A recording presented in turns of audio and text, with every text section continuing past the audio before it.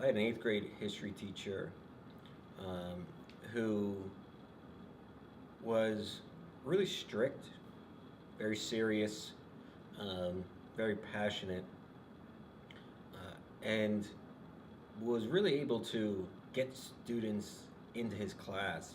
You know, he wasn't the friendliest guy ever. He didn't crack too many jokes, but he was so good at teaching that he was so successful, at really sucking us into the class. And I said, man, like I'm so in his class, I would kind of love to try to pull off what he did one day. At the middle school, you know, as a middle school teacher, students are going through such a crazy transition in life, and you only have them for 2 years, and you never really get to see, well, what is the kind of final product, like who do they become. So I was a little nervous about, or initially I was nervous about the transition, not knowing kind of what it was going to be like to teach those students again. Are they going to kind of be not too excited to, have me again because they already had me? Would it be stale and boring? And I found it to be quite the opposite.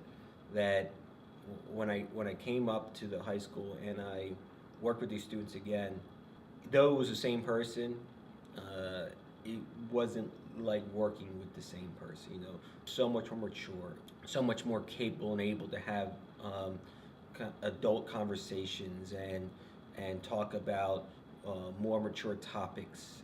You know, one of the reasons that I am able to make those connections, and I'm able to pull it off is because I don't try to be something I'm not. Like I try to treat and talk to students like an adult.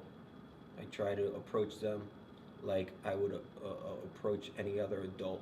Okay, and that means joking around with them. That means telling a joke. That means you know getting engaged into a conversation.